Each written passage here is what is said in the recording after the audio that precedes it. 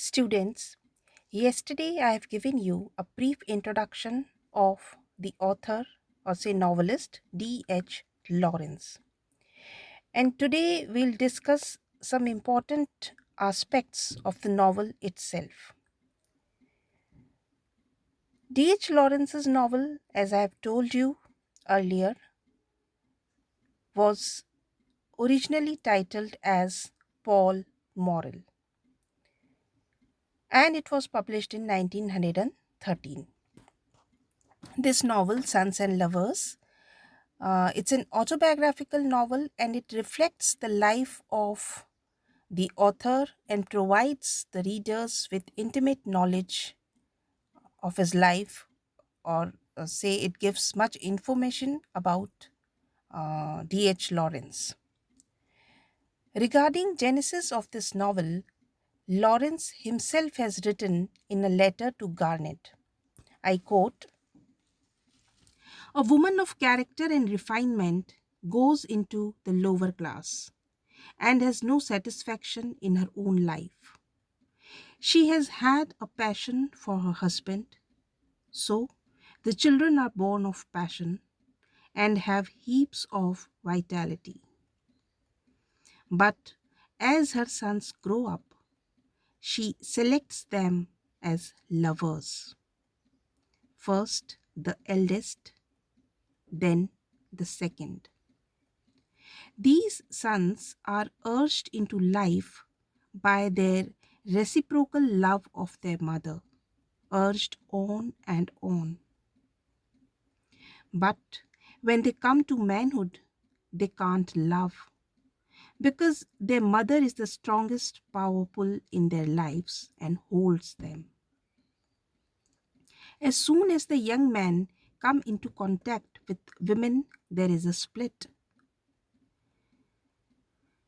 But this split kills the eldest son William first because his mother holds his soul and he's uncomfortable with his girl.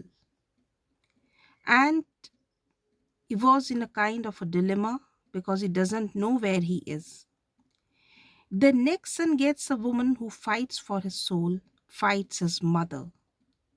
The son loves the mother. All the sons hate and are jealous of the father. The battle goes on between the mother and the girl, with the son as object. The mother gradually proves the stronger because of the tie of blood.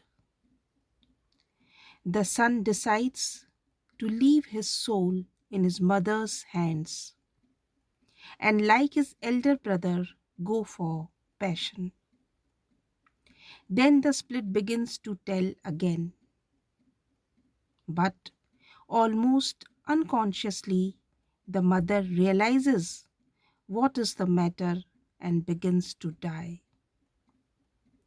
The son casts off his mistress, attends to his mother dying. He is left in the end naked of everything with the drift towards death. Now, after reading this extract, the outline of the play is quite clear to us.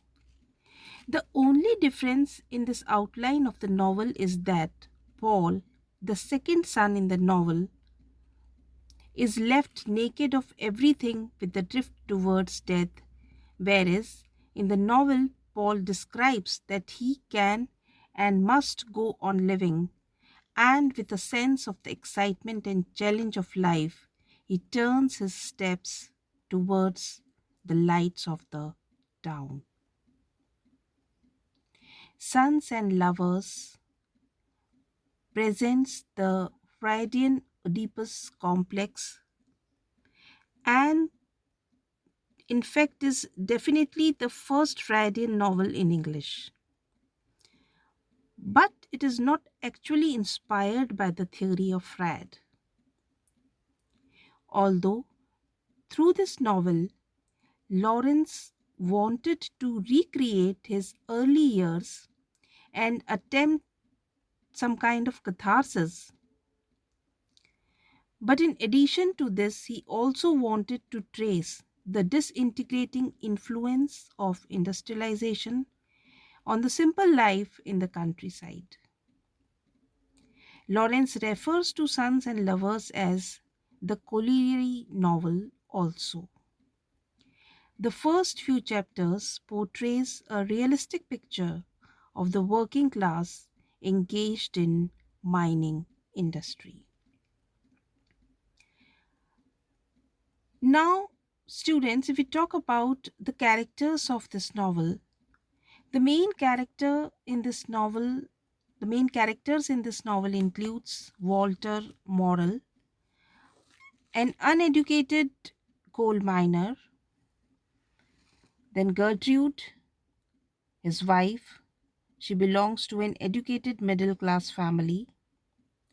Then we have William, Annie, Paul, and Arthur, children of Walter and Gertrude.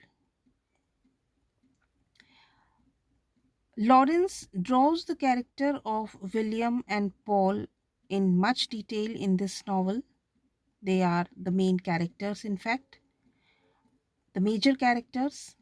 And besides them, there are two female characters also which are important, and they are Miriam and Clara Davis.